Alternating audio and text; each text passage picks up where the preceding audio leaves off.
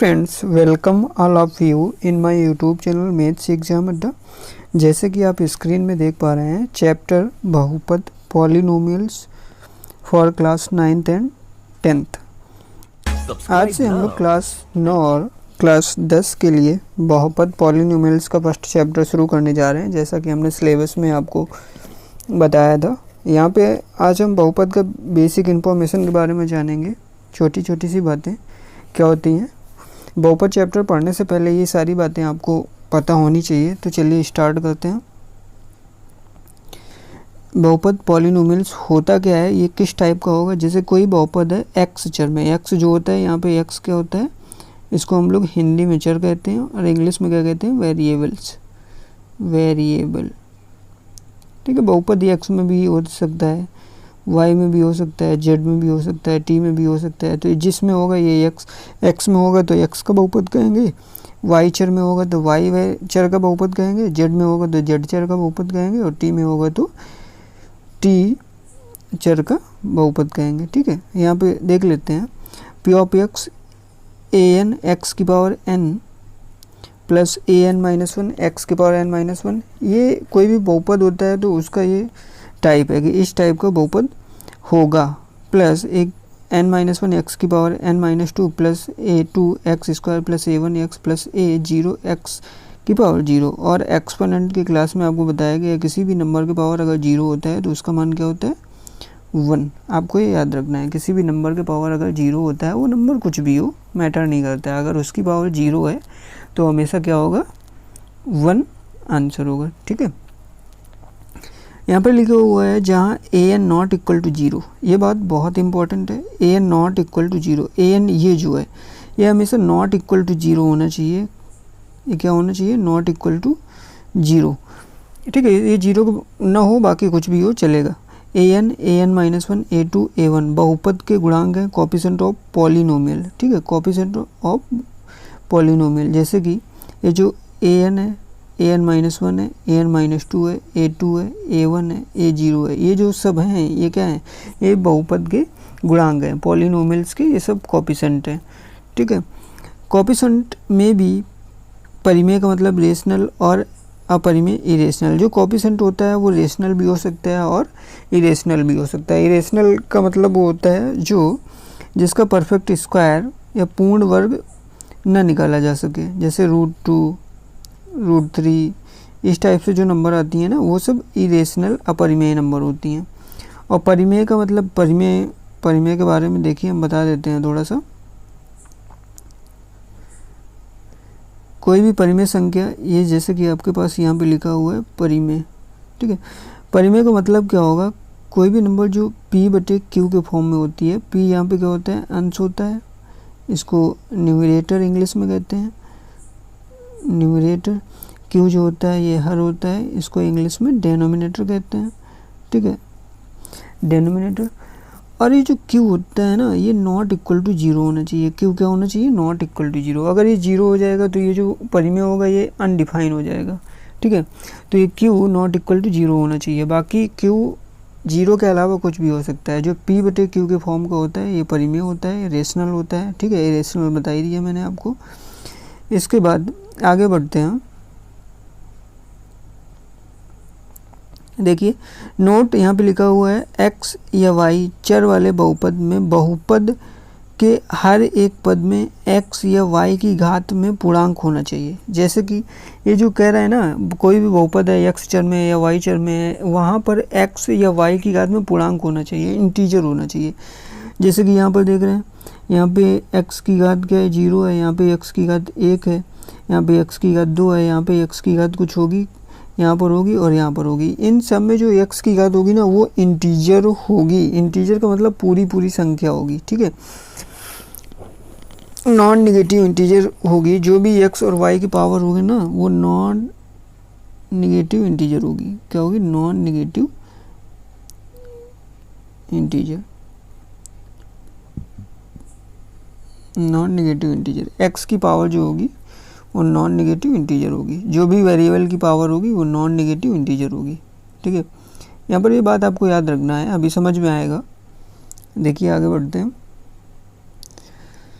English में लिखा हुआ है इन ए पॉलिनोमियल्स विथ वेरिएबल एक्स और वाई, ठीक है, कोई भी पॉलिनोमियल है जो एक्स और वाई वेरिएबल के रूप में है, तो every term in the polynomial, जो बहुपद होगा उसमें से प्रत्येक पद must be integer to the power of X Y, X Y की घात में इंटीजर होना चाहिए। जितने भी उसमें टर्म है उसमें एक्स वाई होंगे, भाई एक्स चर में अगर बहुपद है तो एक्स होगा पूरा, वाई चर में बहुपद है तो पूरे वाई होंगे, वहाँ पर एक्स जितने भी होंगे सबकी पावर क्या होनी चाहिए, इंटीजर, सबकी पावर क्या होनी चाहिए, इंटीजर। इंटीजर को जेड प्लस या जेड माइनस से दिखाते हैं, सबकी पावर क्या होनी चाहिए, इंटीजर, ठीक है, ये यहाँ पे बताया जा रहा है।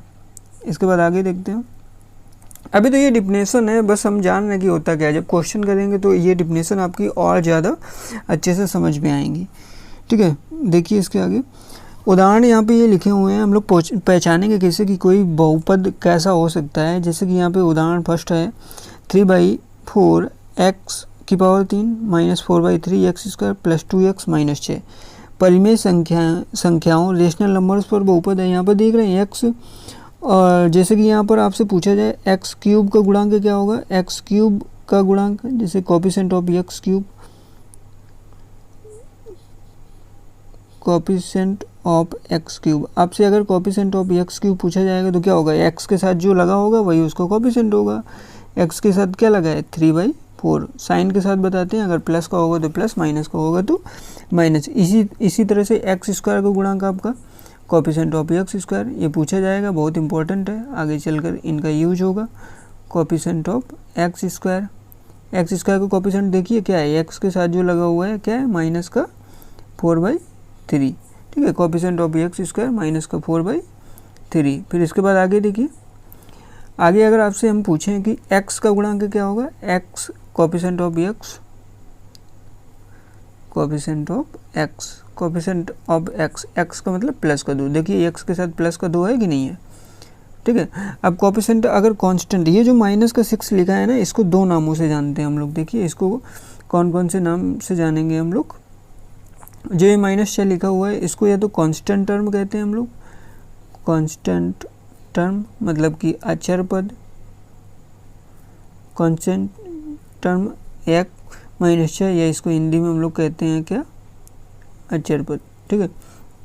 इसको एक और नाम से हम लोग जानते हैं, जैसे कि ये पूरा जो हम लोग देख रहे हैं, जो बहुपद दिया है एक्स चर में दे रखा है, एक्स चर में दे रखा है, यहाँ पे एक्स की पावर 3 है, ठीक है, यहाँ पे एक्स की पावर 2 है, ठीक है, यहाँ पे एक्स आपका दे रखा है, यहाँ पे क्या दे रखा है आपका, यहाँ पे एक्स दे रखा है आपका,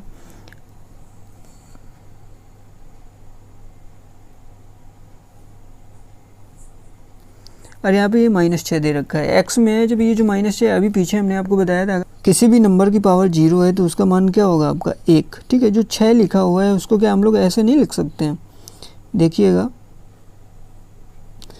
जो 6 लिखा हुआ है उसको हम लोग लिख सकते हैं -6 एक्स की पावर 0। तो आपसे दूसरे व्यू से पूछा जा सकता है, दूसरे तरीके से पूछा जा सकता है कि एक्स की पावर 0 का गुणांक बता दीजिए। एक्स की पावर 0 का अगर आपसे कोफिशिएंट ऑफ एक्स की पावर 0 या गुणांक एक्स की पावर 0 का गुणांक पूछें तो क्या होगा -6, ठीक है। इसको दो तरीके से पूछा जा सकता है, या तो अचर पद यही होगा और एक्स की पावर 0 का गुणांक भी यही होगा आपका, ठीक है। देखिए इसके आगे वाला एग्जाम्पल क्या कह रहा है, बी नंबर का एग्जाम्पल लिखा हुआ है 3x² प्लस √2x माइनस √3 वास्तविक संख्याओं रियल नंबर्स पर बहुपद है। ये जो बहुपद दे रखा है ना, ये वास्तविक संख्याओं पर बहुपद है। यहाँ x² का गुणांक आप देख रहे हैं 3 है, ठीक है, यहाँ पे x का गुणांक क्या है आपका प्लस का √2, और यहाँ पे अचर पद, यही x की पावर 0 का गुणांक होगा, यही कांस्टेंट टर्म होगा, ठीक है, कांस्टेंट टर्म, यही x की पावर 0 का गुणांक होगा, यही कांस्टेंट टर्म होगा। इसके बाद आगे देखिए, यदि बहुपद x के स्थान पर चर y हो तो इसे चर y में बहुपद कहते हैं। जैसे कि अभी हमने बताया ही था आपको, अगर x में है तो x चर का बहुपद होगा, y में है तो y चर का बहुपद होगा, सिंपल। ये देखिए क्या लिखा हुआ है, y² - 2/3y प्लस 6 चर y में बहुपद है। यहाँ सब में y दिख रहा है तो y चर में बहुपद होगा, ठीक है। इसके बाद आगे बढ़ते हैं।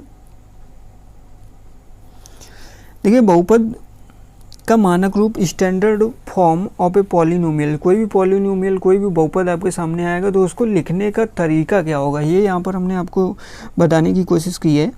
बहुपद का मानक रूप standard form of a polynomial. प्रायः हम बहुपद को या तो x या तो y के घातों के आरोही क्रम में, z, t, w, u भी वहाँ पर मिलेगा आपको, घातों के आरोही क्रम, ये हिंदी में इसी को क्या कहेंगे, असेंडिंग ऑर्डर। इंग्लिश में इसको अभी आपको मिल जाएगा, देखिए आगे बढ़ते हैं, वहाँ पे आपको इसकी इंग्लिश मिल जाएगी। जितनी इंग्लिश ज़रूरत है वो मैंने सब आपको प्रोवाइड कराई है, सो आपको कोई परेशानी वाली बात नहीं है। आरोही क्रम में फिर से पढ़ लेते हैं। प्रायः हम बहुपद को या तो x या y के घातों के आरोही क्रम में, x या y के घातों के अवरोही क्रम में, आरोही क्रम या अवरोही क्रम में लिखते हैं। बहुपद को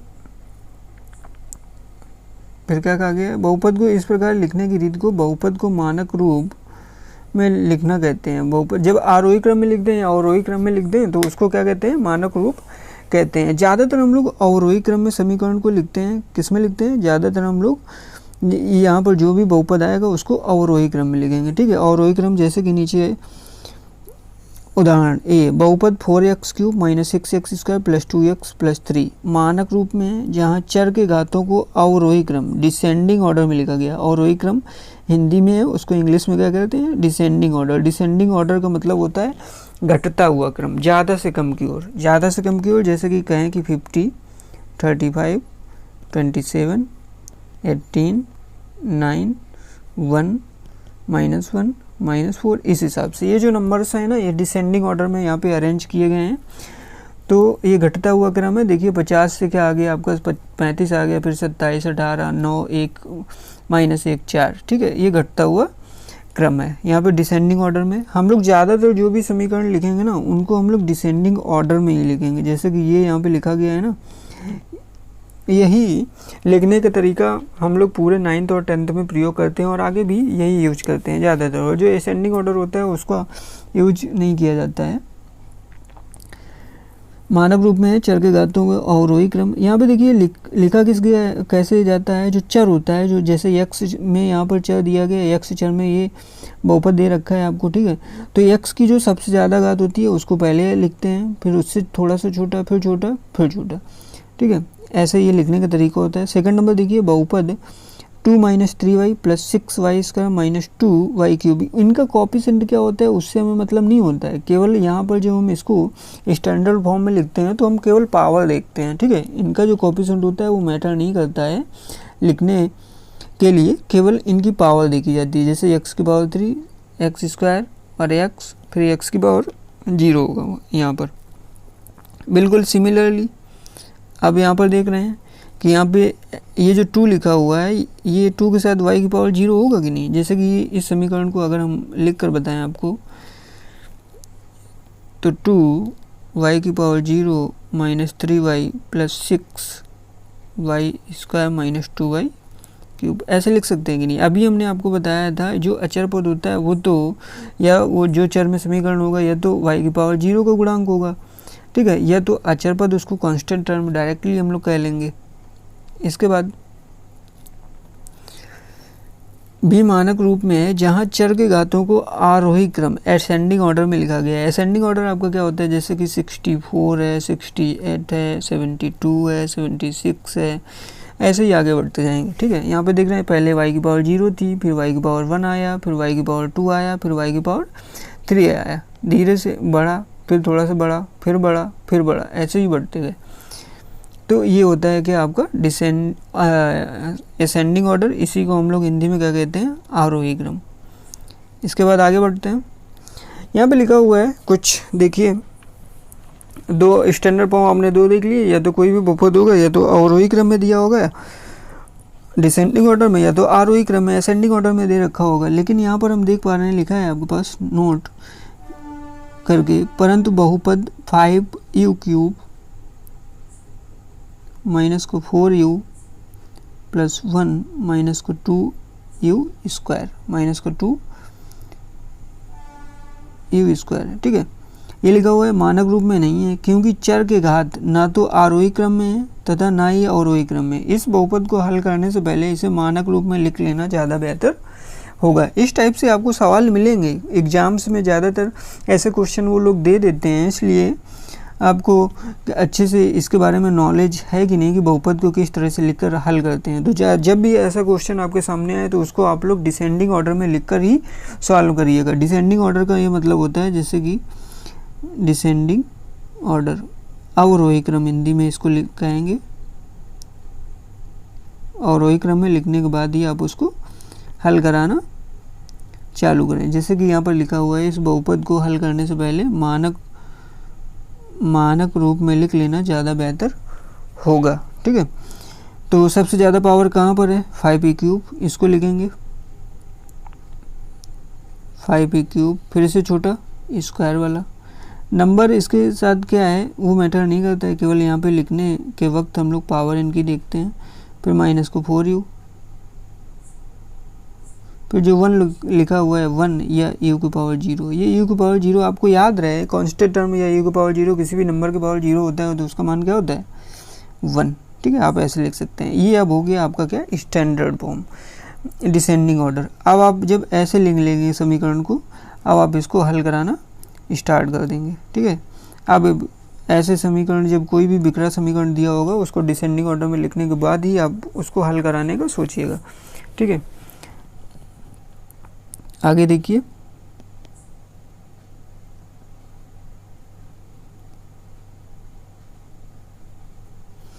यहाँ पर ये जो बहुपद के प्रकार लिखा हुआ है आपका, बहुपद के प्रकार, टाइप ऑफ पॉलिनोमियल्स, यहाँ पे कुछ हमने आपको बताने की कोशिश की है। टाइप ऑफ पॉलिनोमियल्स देखिए, एक पदी बहुपद, एक नाम में ही सब कुछ है। एक पदी, एक पद हो, इसको इंग्लिश में कहते हैं मोनोमियल पॉलिनोमियल। डिफिनेशन बहुत ईजी है। ऐसे बहुपद को जिसमें आपको नोट डाउन करना है तो वीडियो पॉज करके आप नोट कर लीजिए, और नोट करना ज़्यादा बेहतर होगा अगर आपको अच्छे से सब सारी चीज़ें समझनी है तो। ऐसे बहुपद को जिसमें केवल एक बहुपद हो, एक पदी बहुपद कहते हैं। एग्जाम्पल यहाँ पे जैसे 5x एक बहुपद है, फिर 2x² एक बहुपद है, 6x³ एक बहुपद है। इस प्रकार से जो बहुपद आपको मिलेंगे वो क्या होंगे? आपके एक पदी बहुपद। ठीक है, आगे देखिए, द्विपदी बहुपद। द्वि का मतलब दो, पदी जिसमें दो पद हो, बाइनो का मतलब दो होता है, बाइनोमियल पॉलिनोमियल। ऐसे बहुपद को जिसमें दो बहुपद हो द्विपदी बहुपद कहते हैं। एग्जाम्पल लिखिए, ये लिखा है 2x² + 3x। 2x² एक ही हो गया, 3x एक ही हो गया, दो हो गया कि नहीं? फिर आगे वाले देखिए, 3x³ + 6 एक ही हो गया, एक ही हो गया, दो बहुपद हो गए। फिर इसके आगे देखिए, x² + x, एक ही x² वाला, एक ही x, दो बहुपद हो गए। जिसमें दो बहुपद होंगे उसको द्विपदी बहुपद कहेंगे। ठीक है, इसके आगे देखिए लिखा हुआ है त्रिपदी बहुपद। जिसमें तीन हो, पद तीन पद हो, ट्राइनोमियल इसको इंग्लिश में कहते हैं। ऐसे बहुपद को जिसमें तीन बहुपद हो त्रिपदी बहुपद कहते हैं। इसके एग्जाम्पल देखिए, जैसे कि लिखा हुआ है 2x² + 3x + 5, तीन है, 2x² एक, 3x 2 + 5, ये तीन हो गए। आगे देखिए, लिखा हुआ है x³ + x² + x। ठीक है, तीन बहुपद हो गए इसमें भी, त्रिबहुपद। ये देखिए, x² + x + 1, इसमें भी तीन बहुपद है। ठीक है, तो एक पदी बहुपद, द्विपदी बहुपद, त्रिपदी बहुपद, ये नाम में ये डिफिनेशन है। इनके एग्जाम्पल देख लीजिए। आगे बढ़ते हैं।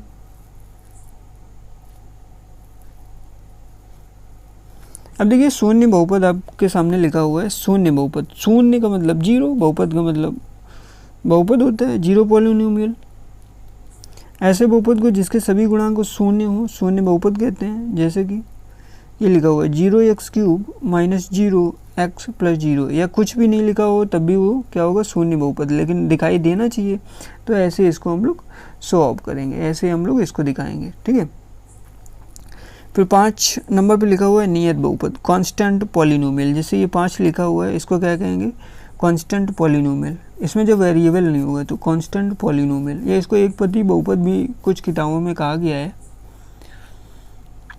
कांस्टेंट पॉलिनोमियल, एक बहुपद केवल एक एकल पद, एक वास्तविक संख्या का एक नियत बहुपद कहा जाता है। ठीक है, जिसमें केवल नंबर हो, जैसे कि 6 और 2√3 etc। इस प्रकार से। तो अब हम बढ़ते हैं रैखिक बहुपद। लिखा हुआ है रैखिक बहुपद को इंग्लिश में आप कहेंगे लीनियर पॉलिनोमियल। ठीक है, इसकी डिफिनेशन क्या होती है देखिए, बहुत ईजी है। लीनियर पॉलिनोमियल ऐसे बहुपद को जिसमें चर x में एक घात हो, ठीक है,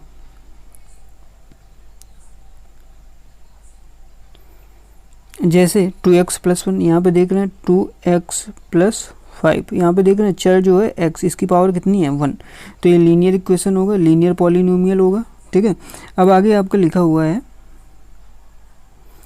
ये वाला x + 5/2, क्या लिखा हुआ है x + 5/2, तो यहाँ पे x की घात क्या है। ऐसे अगर ये चर वेरिएबल x में है, ये भी वेरिएबल x में है, अगर इसके आगे वेरिएबल y में देखें तो आप बना सकते हैं, लिख सकते हैं, जैसे y + 2 है, तो यहाँ पे y जो है इसकी पावर 1 है। जो भी आपके पास समीकरण लिखा है, कोई भी पॉलिनोमियल लिखा है, उसमें जो वेरिएबल अगर उसकी घात 1 है, अगर उसकी घात 1 है, तो वो सब क्या होंगे, लीनियर पॉलिनोमियल होंगे, सब क्या होंगे, लीनियर पॉलिनोमियल होंगे।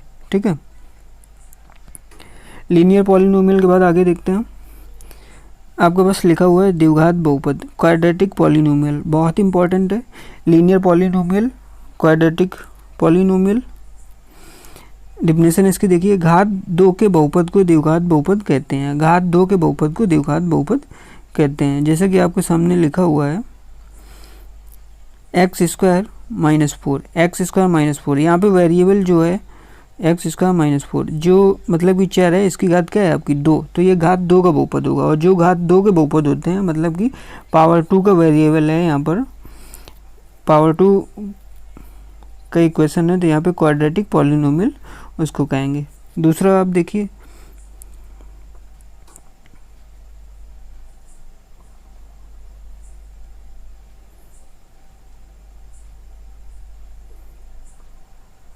लिखा हुआ है x² + 5x + 6। ठीक है, ये आप इक्वेशन देख पा रहे हैं यहाँ पर, x² + 5x + 6।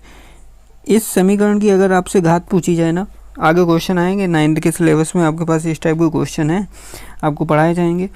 यहाँ पे ये जो इक्वेशन आपके पास लिखा हुआ है क्वाड्रेटिक पॉलिनोमियल का, x² + 5x + 6, x² + 5x + 6, अगर इसकी घात पूछी जाए ना, जो चर होता है, जो वेरिएबल होता है, उसकी सबसे ज़्यादा वाली घात हम लोग हमेशा बताते हैं। तो यहाँ पे x² जो है, जो x की पावर 2 है, यही सबसे ज़्यादा है, तो यही इसकी घात क्या होगी इस इक्वेशन की, इस घात इक्वेशन की पावर होगी 2, या हिंदी में उसको घात कहेंगे, इंग्लिश में इसको पावर लिखेंगे, डिग्री ऑफ इक्वेशन। ठीक है, = 2, ये इसका आंसर होगा। आगे देखिए,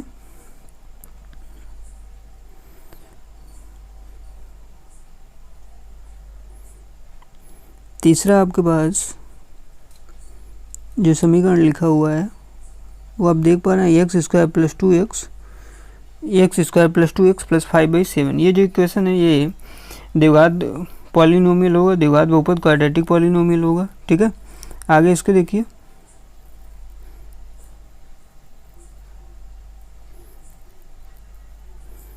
इस टाइप से आपको देखने को मिल सकते हैं 4y² + 5/2, ये भी क्या होगा आपका क्वाड्रेटिक पॉलिनोमियल का एक एग्जाम्पल होगा।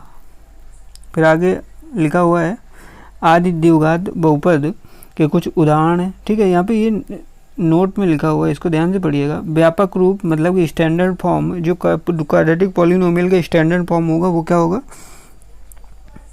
ax² + bx + c। This is very important. ठीक है, इसको आप ध्यान से देखिएगा, ये आपके लिए बहुत इंपॉर्टेंट साबित होगा आगे आने वाली क्लासों में। ax² + bx + c से लिखते हैं, जहाँ a b c वास्तविक संख्याएं, a b c ये जो है रियल नंबर्स है। कल हमने, इसके पहले हमने आपको पढ़ाया ही है, जो x² का गुणांक है वो यहाँ पे x² का कोएफिशिएंट क्या होगा आपका a होगा, और x का कोएफिशिएंट क्या होगा आपका b, और c जो है कांस्टेंट टर्म कहते हैं, या इसी को क्या कहते हैं, कल बताया गया था, c जो है इसको कांस्टेंट टर्म, या इसी को x की पावर 0, x⁴ का कोएफिशिएंट कहेंगे, x⁴ का कोएफिशिएंट कहते हैं। ठीक है, यहाँ पे जो a होता है आपका, ये ≠ 0 होता है, आपको याद रखना है, a जो होगा वो ≠ 0 होगा। जो स्टैंडर्ड फॉर्म होता है क्वाड्रेटिक इक्वेशन का वो होता है ax², ठीक है, plus b x plus c, ये standard form a x square plus b x plus c. देखिए यहाँ पे क्वाड्रेटिक इक्वेशन है, द्विघात इसका नाम है, द्विव का मतलब दो, घात का मतलब जिसमें सबसे ज़्यादा घात दो, वही क्वाड्रेटिक इक्वेशन या द्विघात बहुपद होता है। ये द्विघात बहुपद के यहाँ पे दो मूल होते हैं, जिसका जैसा नाम उसके उतने मूल, उसके उतने रूट या उसके उतने जीरोज। ठीक है, ये आगे आने वाली क्लासों में आपको डीपली हम लोग ले चलेंगे, डीपली पढ़ेंगे। तो अभी केवल इतना जान लेते हैं, जो द्विघात बहुपद होता है उसके दो मूल होते हैं, जिसको हम लोग अल्फा बीटा के नाम से जानते हैं, अल्फा बीटा के नाम से जानते हैं। ठीक है, इतना इनफ होगा। आगे हम लोग जो क्लासें पढ़ेंगे वहाँ पर अल्फा बीटा के बीच में रिलेशन इस्टेब्लिश करेंगे, वहाँ पे ये सिखाया जाएगा आपको। इसके आगे देखिए, आपके पास कुछ लिखा हुआ है त्रिघात बहुपद, cubic polynomial, this is very important. ठीक है, ये हाई स्कूल और 9th में भी आपको कुछ सवाल पढ़ने को मिलेंगे। घात 3 का बहुपद त्रिघात बहुपद क्यूबिक पॉलिनोमियल कहलाता है। ठीक है, इसके एग्जाम्पल समझना बहुत इंपॉर्टेंट है। आपके सामने लिखा हुआ है Y cube plus 2y square plus Y plus 3, Y cube plus 2y square plus Y plus 3। इसकी अगर घात आपसे पूछी जाए तो इसकी घात या पावर आप क्या बताएंगे, घात या पावर, इसकी घात पूछी जाए तो अभी हमने आपको बताया जो सबसे ज़्यादा पावर दिखे वही उसकी घात होती है। तो सबसे ज़्यादा पावर कितनी है, 3, तो इसकी घात कितनी होगी, 3। ठीक है, नेक्स्ट एग्जाम्पल इसी का देखिए, आपके सामने लिखा हुआ है Y cube minus 8, Y cube minus 8, ये त्रिघात बहुपद क्यूबिक पॉलिनोमियल का एक एग्जाम्पल है। इसके बाद आगे लिखा हुआ है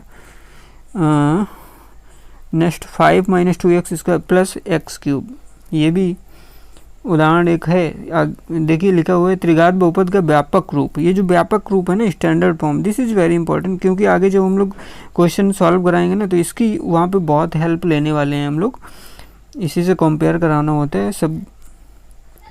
तो a x cube plus b x square plus c x plus d, this is a standard form of cubic polynomial. ये बहुत इंपॉर्टेंट आगे चल के साबित होगा। यहाँ पे अगर हम आपसे कुछ बात करें, जैसे हम पूछें एक्स क्यूब का coefficient of x cube, coefficient को मतलब आप जानते ही हैं, गुणांक के बारे में हम पूछ रहे हैं आपसे, coefficient of x cube, x cube का गुणांक, तो ये जो एक्स क्यूब के साथ जुड़ा हुआ है ये एक्स क्यूब का गुणांक, तो क्या जुड़ा हुआ है एक्स क्यूब के साथ, ए। ठीक है, साइन के साथ बताएंगे। फिर इसी तरह से कॉफिशिएंट ऑफ एक्स स्क्वायर, तो कॉफिशिएंट ऑफ क्या पूछ रहे हैं आपसे, कॉफिशिएंट ऑफ एक्स स्क्वायर, तो एक्स स्क्वायर के साथ क्या जुड़ा हुआ है, प्लस का बी, तो बी आ जाएगा। इसी तरह से कॉफिशिएंट ऑफ एक्स पूछें तो सी बताएंगे, कॉफिशिएंट ऑफ एक्स की पावर 0 या कांस्टेंट टर्म पूछेंगे तो आप क्या बताएंगे, डी। ठीक है, इस तरह से ये बात आपकी कंप्लीट होती है। फिर आगे देखिए क्या लिखा हुआ है, यहाँ पे चतुर्थघात बहुपद है। चूँकि हम जानते हैं ये 9th और 10th के सिलेबस में हमें 3 घात तक क्यूबिक पॉलिनोमियल ही के सवाल आपको मिलेंगे और वहीं तक इनफ होगा। आगे सिलेबस में आपको चतुर्थघात नहीं दिया गया है, तो हम लोग 3 घात तक ही पढ़ते हैं, लेकिन ये जनरल जानकारी ले लेते हैं इसकी, चतुर्थघात का बहुपद कैसा होगा। चतुर्थघात बहुपद biquadratic polynomial, biquadratic चतुर्थघात एग्जाम्पल सब अवेलेबल हैं। घात 4 का बहुपद चतुर्थघात बहुपद कहलाता है। जैसे ये लिखा हुआ है 2/5 एक्स की power 4 minus X cube plus 1/2 X square minus 5 root X plus 3/2। ठीक है, चर x में चतुर्थघात बहुपद है, ये y में यहाँ पर एक दिया गया है आपको g ऑफ y 3y की पावर 4 प्लस 8, चर y में चतुर्थघात का बहुपद है। ठीक है, ये आपकी जानकारी थी ये पॉलिनोमियल बहुपद के बारे में। ठीक है, आगे आने वाले वीडियो में इनसे रिलेटेड हम लोग क्वेश्चन करेंगे। 9th और 10th का सिलेबस सेपरेटली हम लोग कवर करते चलेंगे।